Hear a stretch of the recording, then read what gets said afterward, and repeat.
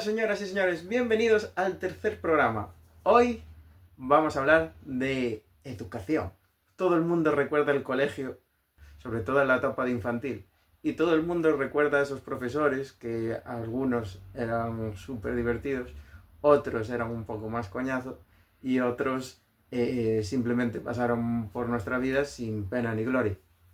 Hoy vamos a hablar de eso que llaman pedagogías alternativas, aunque ya vamos a ver que muchas de estas pedagogías tienen más de un siglo desde que se llevan usando prácticamente. Y hoy en especial vamos a hablar con Guillermo Seara, que es maestro de educación especial y estuvo ejerciendo en la escuela Montessori en Francia. Entonces él nos va a enseñar cómo es esta pedagogía, en qué consiste, qué mitos hay alrededor de ella y por qué la apasiona tanto. La verdad me muero de curiosidad de un cole muy radicalmente distinto a lo que conocemos. Así que vamos, ¿eh? Bueno, Guille, gracias por venir. Gracias a vosotros. Vamos a hablar de educación, un tema que para ti, que llevas la palabra maestro en la sangre, que es una vocación que tú tienes de toda la vida, desde que te conozco, nos conocemos desde hace 15 años, o sea, maestro con mayúsculas. Bueno, Eh, y hoy vamos a hablar de una metodología distinta, de una metodología de educación que poco tiene que ver con la tradicional, como es la escuela Montessori. ¿Nos podrías decir qué significa para ti la educación? pues la educación es la transmisión, al final. Es una transmisión de unos saberes, de unos conocimientos, tanto formales como informales, como no formales, que se transmiten de generación en generación, al final, ¿no? Y en ella van también pues la cultura, van los valores. Y bueno, y va cambiando, se va transmitiendo de generación en generación, como he dicho, ¿no? Uh-huh. ¿Qué es lo que marca esa transmisión de valores? La transmisión normalmente siempre ha sido una transmisión que se ha hecho por la parte de la familia, ¿no? La familia es la principal transmisora de valores, la principal transmisora de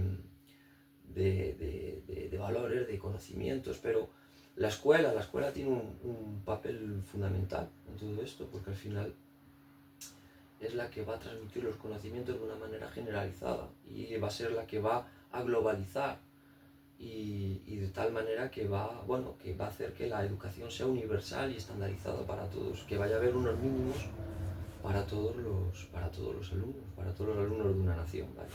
Si tuvieras que elegir un valor de entre todos los que se le pueden transmitir a un niño, para ti, ¿cuál sería el más importante? Pues, pues quizás el espíritu crítico o la honestidad, uno de esos dos. Uh-huh. ¿Por qué? Pues el espíritu crítico porque al final es lo que hace que cada uno de nosotros sea capaz después de tener una idea propia, ¿no? Es la capacidad que tenemos cada uno de nosotros de entender, de buscar la solución, de intentar interpretar la realidad de nuestra manera, y cuantas más herramientas tengamos y más nos preguntemos, ¿no? Pues más somos capaces de entender esa realidad y de tener nuestro propio punto de vista sin importar el punto de vista de los demás, ¿no? Uh-huh. Y la honestidad porque pienso que justamente en ese trasfondo, ¿no?, de la realidad hay que ser conscientes también de que nuestra realidad no tiene nada que ver con la de los demás, ¿no? Pero que hay que ser honesto y que no vale, o sea, que ese espíritu crítico tiene que servir también para no querer cambiarlo, o sea, para, ¿cómo decirlo? Ser honesto consigo mismo, o sea, saber que no sabes, como dirían los filósofos, ¿no? Pero de querer aprender, de querer seguir aprendiendo, de querer seguir cuestionándote, pero de una manera genuina, ¿no?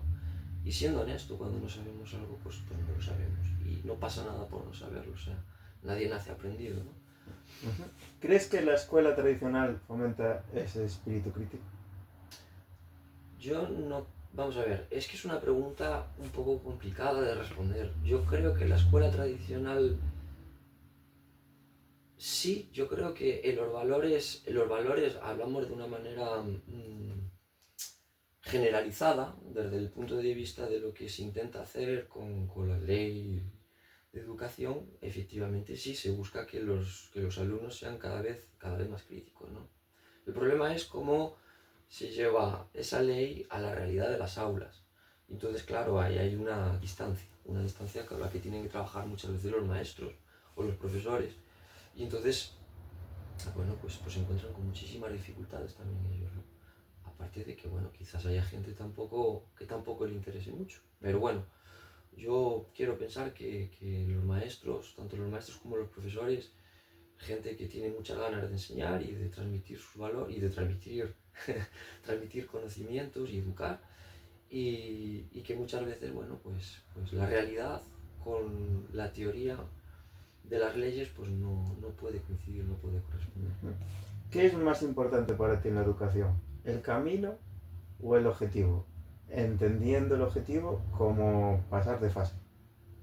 Es decir, la sociedad espera que tú alcances unos objetivos para seguir tu camino académico, para acabar incorporándote, bueno, al mercado laboral. ¿Qué es más importante, el camino o los objetivos? Bueno, vamos a ver, yo creo que al final es una cuestión otra vez un poco complicada de responder fácilmente porque podemos entrar en clichés. Pero bueno, yo diría que realmente un aprendizaje es una consecución de pequeñas, ¿no? de pequeños aprendizajes que se van haciendo para poder llegar a un objetivo, ¿no? Y que el camino para poder llegar justamente a ese objetivo es muy importante, porque como decimos obviamente siempre, decimos que aprendemos cuando cuando nos trabucamos, ¿no? Cuando no somos capaces de realizar las cosas, cuando más aprendemos, ¿no? Pues el camino, ese proceso que vamos haciendo en el camino es una parte muy importante, pero al final ese camino lo hacemos para llegar a algún lugar, y ese lugar pues es un objetivo. Hay gente que tiene unos objetivos muy grandes, hay gente que puede tener unos objetivos más pequeños, hay gente que su objetivo justamente es seguir caminando y haciendo más pequeños aprendizajes, gente que decide, bueno, de manera un poco, no sé, bueno, cada uno es libre, ¿no? De pensar un poco como quiera, dice yo hasta aquí y ya no quiero saber más, aunque es mentira, porque todos los días aprendemos algo, ¿no? Obviamente. Pero bueno, o sea, yo creo que van un poquito de la mano. Lo que pasa es que muchas veces cuando la pregunta, si te refieres, por ejemplo, a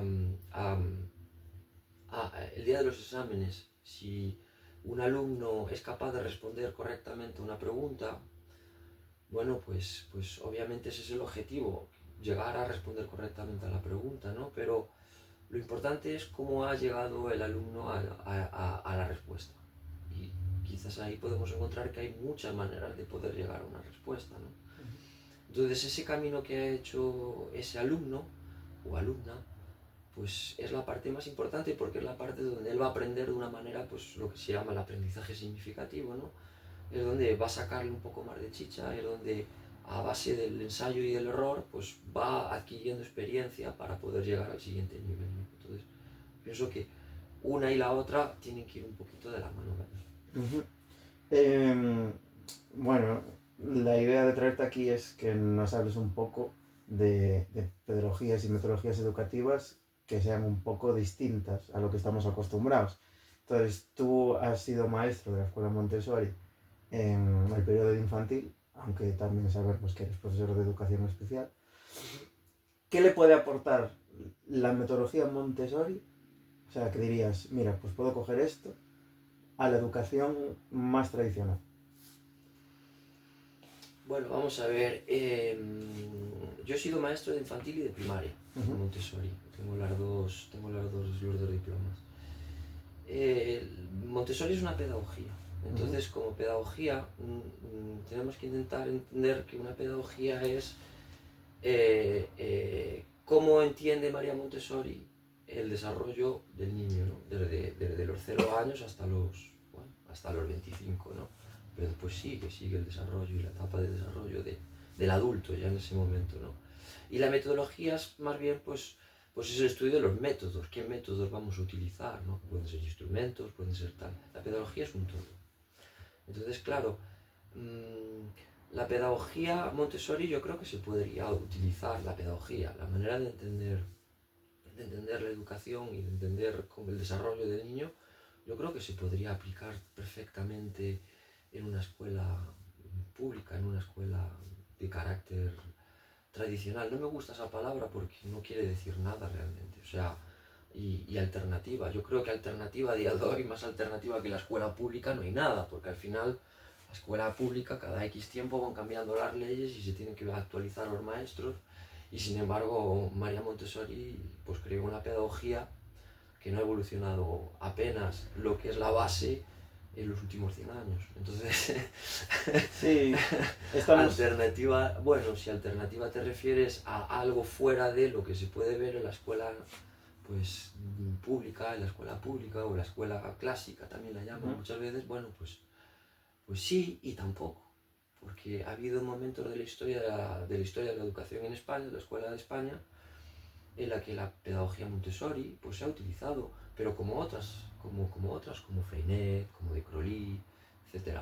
Entonces, no es algo que no exista ya y que no se trabaja un poco en las escuelas. El problema, y además, últimamente se vuelve otra vez a poner un poco de moda la pedagogía Montessori. Yo creo que es más bien un poco la metodología, ¿no? Como hablábamos antes. Pero bueno, el caso es que se hable de ella, ¿no? Que se hable un poco de esta pedagogía.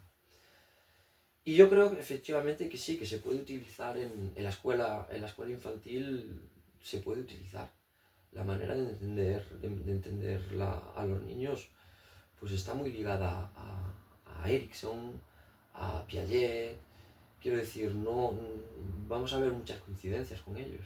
Vygotsky, o sea, eran más o menos coetáneos de ella y muchas de las cosas que decía María Montessori, bueno, pues coincidían muchas veces con ellos. O sea, no hay cosas que sean, o sea, son diferentes obviamente, cada uno desde su dominio, pero se parecen mucho y a día de hoy las neurociencias le siguen dando la razón a muchas de las cosas que proponía María Montessori con sus materiales y todo eso.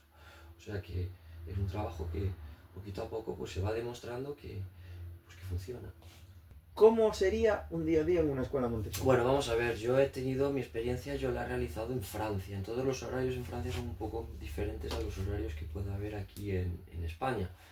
Y no tengo la oportunidad, no he tenido la oportunidad de ponerme en contacto con una escuela que conozco de aquí de España para preguntarle un poco justamente los horarios. Sé que aquí los horarios pues normalmente por después de comer ya se ha acabado la jornada, pero ahí en Francia hasta las 5 menos cuarto los niños estábamos en clase. Entonces la jornada, como era aquí en Francia, pues los niños entran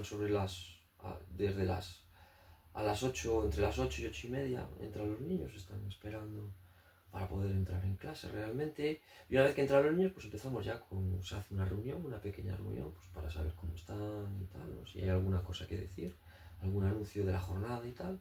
Y nada más eso, pues en una pizarra yo anotaba las presentaciones que yo iba a hacer con el grupo que iba a hacer, ¿no? Pues el fulanito, menganito y tal, pues a las 9 tenemos una presentación de geometría, a las 9 y media tengo una presentación con otras 3 personas o 4 personas y tal. Entonces pues me iba organizando yo la jornada, ¿no? Aparte de eso pues está también el trabajo de campo, o sea lo que es sentarte en un taburete y hacer de cámara con tu libreta a la mano y vas apuntando por las cosas que vas observando. Ah, pues mira, ha vuelto a coger el diccionario. Ah, pues mira, está leyendo ahí. Ah, pues mira, le está ayudando allí a tal. Ah, mira, ya empieza a hacer. Ah, pues mira, le está gustando hacer este material. Pues todas esas cositas las vas anotando, ¿no? Pero bueno, eso es el trabajo nuestro como maestros, ¿no? Y entonces normalmente teníamos un descanso. Pero el descanso lo hacemos. El descanso se hace después de comer. O sea, nosotros hasta después de comer no teníamos recreo. Quiere decir, los niños necesitaban tener un descanso, un recreo antes de comer. Bueno, nosotros en Francia comemos a las 12, 12 y cuarto, o sea, que comíamos temprano, ¿no? O sea, que sería la pausa ya en España también, ¿no? Más o menos. Pero se dice en Montessori, se dice que normalmente son 2 horas y media de trabajo sin cortes. Y realmente, una vez que la clase está normalizada, se llama normalizar la clase cuando pues, ha pasado ya el primer mes, ya los ánimos, ya cada uno, los nuevos, ya van pillando el truco, como los más veteranos pues trabajan en clase, cómo se concentran, cómo se ponen en clase a trabajar y tal, ya se calma un poco, pues es verdad que los niveles de concentración son muy altos y entonces realmente ellos mismos necesitan ese tiempo, no piden recreo, no piden el descanso, no pueden decir que tienen un poco de hambre. También tenemos a disposición de ellos normalmente en estas escuelas, pues hay a disposición de ellas pues fruta. Entonces pues puede ser de diferentes métodos, ¿no? Hay gente que, bueno, pues que es la cocinera la que lo acorta, pero bueno, manteniendo un poco la autonomía, pues los niños traen fruta cada semana y son ellos mismos por la que lo cortan y pueden compartirla con compañeros, se sientan en una silla y comen pues una pieza de fruta, entonces están charlando un ratito y después ya una vez que acaban, friegan, se lavan las manos y a seguir trabajando, ¿no? Entonces la jornada, pues hasta la hora de comer realmente no hay. Y ya después, obviamente, pues ya varía un poco según la organización de cada centro, el tema de tener más alumnos, si tienes de infantil, si tienes más clases, bueno, pues todo eso varía. Entonces a la hora de hacer el descanso antes o después de la hora de la comida, ¿no? Y eso incluso aquí en España yo también lo tengo visto con niños de infantil. Por lo que me cuentas, los niños no es que estén en gran grupo, están haciendo sus tareas. Efectivamente. Puede haber grupos de 5 niños, puede haber grupos de 2, o sea, una pareja, puede haber niños que necesiten trabajar solos y que pidan trabajar solos, o que pues también les digamos, necesitas trabajar un poquito solo porque, bueno, pues cada uno tiene sus cualidades y sus necesidades, ¿no? Que hay que entenderlas también. Pero no se trabaja, no doy lecciones a toda la clase, excepto las grandes historias, que sí, que esos son momentos de comunidad en las que pues, se habla de las grandes lecciones, ¿no? Las grandes historias, que son 7. Pero aparte de eso, no. Normalmente son grupos pequeñitos. ¿En qué consisten esas grandes historias? Porque Las grandes lecciones o las grandes historias son las introducciones a los bloques de conocimiento. Entonces, por ejemplo, el primero va a ser la creación del universo, desde la creación del universo hasta la creación del planeta Tierra, ¿no? Y entonces eso lo que nos va a abrir es todo lo que es un área, que es el área que le llamamos de geografía. Pero claro, en geografía tenemos que verlo, hay que verlo desde un punto de vista un poco, hay que diferenciarlo un poco de los bloques que estamos acostumbrados a estudiar en la escuela y tal, porque en geografía van a entrar muchos otros bloques, ¿no? Si lo comparáramos ahora con lo que podemos entender a día de hoy, pues va a haber física, va a haber química, va a haber un poco de electricidad, va a haber magnetismo, vamos a estudiar todo. Entonces, todo lo que tiene que ver pues, con lo que serían las ciencias de la Tierra, realmente, ¿no? Entonces, bueno, pues esas grandes historias son muy bonitas, son historias pues para llamar la atención del alumno. Tenemos pues nuestras experiencias que hacemos ahí, un poco como esta serie de televisión que echaban en La Gallega, que era del doctor loco el Big Man. Big Man, pues un poco como Big Man, hacemos ahí los experimentos, pues hacer el volcán, que eso llama mucho la atención a los niños, ¿no? Para explicar, bueno, pues el magma, los movimientos de continentes. Y tenemos, también tenemos pues, nuestras fichas para enseñar a los niños, que normalmente las hacemos nosotros a mano, si puede ser, o sea, son dibujos nuestros hechos a mano. Y entonces todo eso se hace en un momento de calma, que se intenta también buscar eso, pues contar una historia al final. Y dentro de esa experiencia, entonces el niño está aprendiendo a través de motivar un contexto, podemos decir, y a partir de ahí es un aprendizaje que aunque tú los acompañas, los estás observando, ellos van experimentando y van adquiriendo el conocimiento. Vale, se hace un seguimiento individual de cada niño, se marcan objetivos individualizados o los objetivos los marca el propio niño. En conclusión, ¿cómo evaluáis a esos niños? Bueno, vamos a ver, la evaluación es una de las cosas un poco más complejas dentro de esta pedagogía, porque al final, obviamente, nosotros contamos con que el niño está 6 años con nosotros. Entonces, obviamente, con respecto a la educación nacional, pues allí en Francia, y lo que se hacía era, se cogía lo que son los objetivos mínimos de un alumno para poder llegar a lo que es el instituto. Entonces tenía que llegar a esos objetivos, ¿no? A los objetivos de final de etapa, de ciclo. Y entonces pues lo que hacíamos era, bueno, pues a medida que como el material trabajas eso y mucho más, porque puedes ir muchísimo más lejos, bueno, pues al final cuando el niño se va a marchar, pues lo que se hace es coge pues el típico boletín de competencias que daba el Estado y se va rellenando, pues sí, no, sí, no, sí, sí, tal, bueno, pues se hace así. La evaluación es lo que te digo yo, nosotros lo que hacemos mucho es la observación del alumno. Y normalmente los materiales que tenemos pues tienen una cierta progresión también. O sea, muchos de los materiales tú no puedes hacerlos si no has entendido el anterior. Hay una especie de escala, ¿no? de dificultad. Entonces, si tú no llegas a esa escala, si tú no estás ahí aún, pues lo que hacemos es, como sabemos que tenemos 6 años por delante, lo normal es dejarte un poquito más. No, bueno, pues ha llegado aquí, respetamos un poco más los tiempos evolutivos de desarrollo psicológico del niño, ¿no? De madurez del niño. Sí, es lo que se respeta realmente, ¿no? Muchas veces que queremos pasar a la abstracción muy rápido, sin haber pasado por un proceso de manipulación del material un poco más, trabajarlo más, para que el niño pues se sienta muchísimo más tal, y de manera prácticamente sola, pues el niño ya empieza a pensar de manera abstracta, porque ya tiene la imagen creada en la cabeza, ¿no? Ya tiene un canon en la cabeza, y entonces ya tiene a qué aferrarse mentalmente, y muchas veces pues nos encontramos pues eso, haciendo divisiones con el material y tal, y de repente te encuentras con un niño que ya de cabeza pues ya es capaz de hacer la distributiva de cabeza en plan con números grandes, y dices, wow, no, pero es que tengo las fichas en la cabeza y entonces las voy moviendo así y las voy distribuyendo. Ah, vale, muy bien, no, pues está dividiendo. O sea, genial, ¿no? Bueno, muy bien. Entonces, muchas veces, pues eso, nos centramos en que aprenda muy rápido, por ejemplo, a sumar o a restar de manera abstracta, ¿no? Tienes que hacerlo de cabeza, y bueno, ya lo vemos, ¿no? Como hay muchos niños en primaria que utilizan los dedos para contar y tal, que hemos vuelto un poco también a eso. Hay otros sistemas, ¿no? El sistema Lava y tal, para volver otra vez bueno, no sé cómo le llaman ahora el sistema, se me ha ido de la cabeza, bueno, un sistema que se está poniendo mucho de moda en España en estos últimos años. Bueno, un sistema pues también de ir marcando las unidades, las decenas, las centenas y tal, que también lo usamos nosotros, así no es algo raro.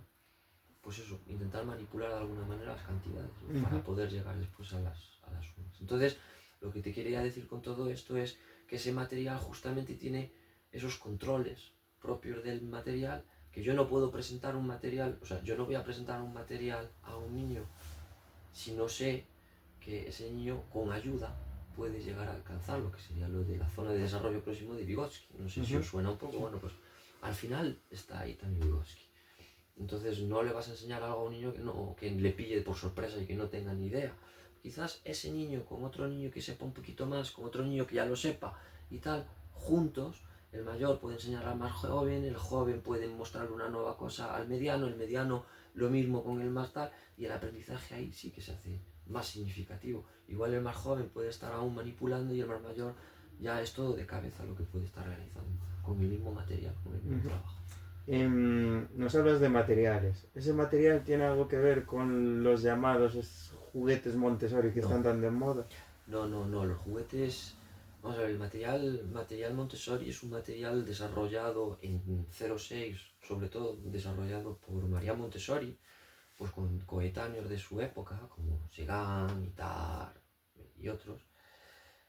Y es un material que está pues, a base de observar, a base de reflexionar, de cómo poder adquirir, de mostrar y de desarrollar los conocimientos de los niños. Es un material, pues eso, basado en ensayo-error, las medidas, todo en el material está muy bien pensado, pero con una finalidad, claro, no voy a decir educativa, una finalidad de adquisición de conocimientos, voy a decirlo así, ¿vale? Tan en cuanto que el material Montessori, los juguetes Montessori no tienen nada que ver con María Montessori. María Montessori hizo la prueba de meter juguetes en la escuela, la primera escuela en la que estuvo, en el primer centro de educación especial en el que estuvo, y resulta que los niños no iban a por los juguetes. Estaban muy concentrados con sus cosas, no jugaban con los juguetes, no les llamaba la atención los juguetes. Entonces se dio cuenta, bueno, pues no, pues los quitamos. Ella pensaba que sí, que los iban a utilizar, que como era para observar, pues se dio cuenta que no, que estaban muy ocupados con otras cosas, entonces lo quitó. Entonces no hay juguetes Montessori, no es una cosa que María Montessori desarrollara para los niños, para jugar y tal. Y su hijo, Mario Montessori, después desarrolló sobre todo el siglo XII. Y tampoco el material es un material, pues eso, de geometría, de matemática, de música, tal, pero no es para aprender jugando. Es un material para aprender utilizándolo, trabajándolo, manipulándolo, experimentándolo, pero no es jugar con ese material. Por ejemplo, ¿puedes ponerme un ejemplo de material que se utilice para ese fin?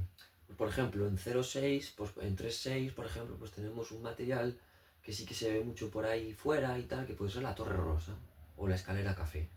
Pues la torre rosa pues es un material que son unos cubos que van cambiando de talla y vamos desde el más grande hasta el más pequeño, en una escala de 10. Y todo en esa escalera, todo en esa torre tiene un significado. ¿Y por qué se utiliza? Ese material se utiliza con los niños que llegan. Es el primer material, uno de los primeros materiales de sensorial, del bloque de sensorial, que se utiliza con los niños para que justamente pues aprendan de grande a pequeño, ¿no? Y es muy interesante ver cómo los niños, bueno, pues los más pequeños, pues claro, de grandes pensamos que son capaces de hacerlo y tal, pero no, ellos pues necesitan ensayo y error hasta realizarlo. Estamos hablando de niños de 3 años, 2 años y medio. Entonces es un material que, bueno, pues que necesitan trabajar, pero no es para jugar, no están jugando con ese material. Y si utilizan el cubo para jugar a hacer que es un coche, pues ese es nuestro trabajo nuestro, decir, no, ese material no es no es un coche, es un cubo. Ese es nuestro trabajo, volver a traerlos otra vez a la realidad. No, eso no es un coche, es un cubo. Y el trabajo es así, ¿no? Después, obviamente, después cada material tiene sus variantes, la experimentación propia del alumno, de poder hacer cosas con el material y que nosotros los dejamos, porque les estamos observando hacer, pero no es jugar a deslizar o para hacer que es un coche, cosas, no.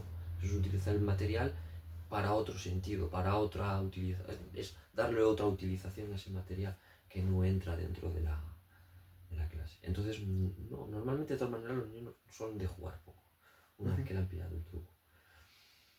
Y el material y los juguetes Montessori que se ven tanto y que se venden tanto, estos juguetes de madera y tal, bueno, pues les han llamado de Montessori, bueno, pues porque llama la atención, porque es un poco el marketing, porque a día de hoy pues es un mundo muy abierto, en lo que pues cuando somos padres pues nos llama mucho la atención diferentes maneras de educar a nuestros hijos. Nosotros nos metemos en internet, vemos diferentes pedagogías, diferentes maneras de entender pues eso, la pedagogía, la metodología y todo esto y tal, y vamos cogiendo, pensamos que cogiendo un poquito de todo pues podemos abordar. Y de esa misma manera pues han aprovechado, yo creo, muchas empresas de juguetes para lanzar juguetes que no tienen nada que ver con el material Montessori y con la pedagogía Montessori, y que dicen muchas veces juguetes Montessori o juguetes inspirados Montessori, que el inspirado realmente no sirve para nada porque la gente no dice, no, son juguetes inspirados por María Montessori, no, son juguetes Montessori, la gente dice normalmente eso,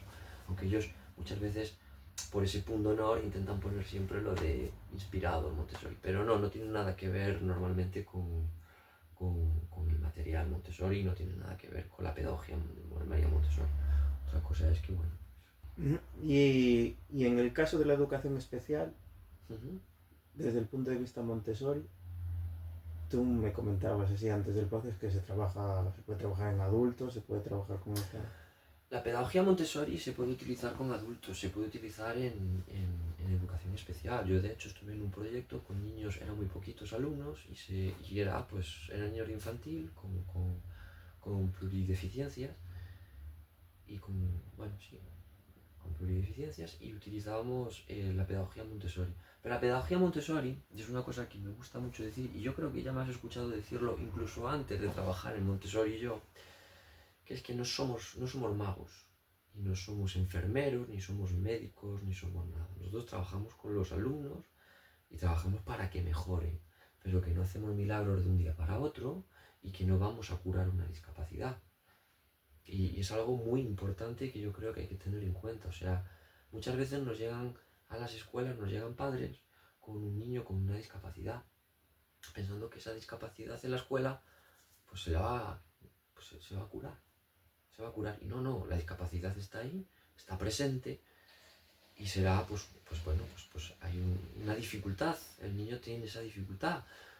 Nosotros quizás pues tengamos otros recursos que no los tiene en la escuela pública y con esto quiero decir pues recursos más bien humanos, porque tenemos que intentar ayudarle y muchas veces no somos capaces y entonces pues también intentamos pues eso, o sea, ser honestos y decir, mire, no tenemos la capacidad de poder acoger a este niño porque las necesidades que tiene nosotros no se las podemos dar, no se las podemos dar, entonces es mejor igual que vaya a otro tipo de centros donde puede estar mejor acompañado que venir a un centro como el nuestro, ¿no? Y entonces, bueno, pero la educación especial en pequeños grupos, no en una clase, que normalmente hay un porcentaje, se habla de un porcentaje de alumnos con dificultades para tener una clase, porque si fueran todos pues sería un poco complicado, pero si fuera una clase pequeñita con niños de educación especial, pues hay muchas de las cosas que se hacen en infantil, que se podrían utilizar tanto en infantil, tanto para estos alumnos como después, modificándolas un poco, pues el otro día hablábamos un poco pues de que se está empezando a utilizar ahora con personas mayores con el tema del Alzheimer, ¿no? Pues igual, porque al final son movimientos, todo lo que es la psicomotricidad, la motricidad de la memoria, trabajos todo eso son trabajos pues que al final son trabajos motrices motores y que al final para un niño es muy bueno para su desarrollo, para una persona pues mayor que está en una fase de Alzheimer, pues todo movimiento ayuda, ¿no? Bueno, no a curar, obviamente a una persona con Alzheimer no le va a curar el Alzheimer, ¿no?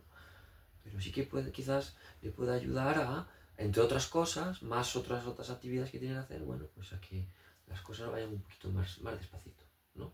Esa es la base, realmente. No es curar, es una pedagogía, no es el milagro de San Antonio, ¿no? No quiero decir, no, bueno, pues eso. Bueno, la verdad es que, tal y como lo cuentas, me parece un tema apasionante que creo que hay que vivirlo. Bueno, Guille, pues te dejo ahí la cámara para que te despidas, para que le hagas tu alegato final y que atraigas le presentes, como harías con tus pequeños, esta pedagogía que tanto vives. Pues no, si la gente cuando escuche el podcast pues tiene preguntas y si quiere que le respondamos y tal, pues quizás podemos ahondar un poco y profundizar un poco más sobre otros temas dentro de la pedagogía Montessori, si ellos quieren y tal, pues que te escriban a ti y tú con mucho gusto me vas a llamar y yo con mucho gusto vendré y podremos volver otra vez a tener... Pues es una muy buena idea, que la gente deje preguntas en los comentarios y podemos... O alguna temática que les interese y bueno, lo intentamos enviar. Pues nada, bueno, pues muchísimas gracias y nada, te dejo de Muchas gracias, Guille. Muchas gracias. Hasta luego. Hasta luego.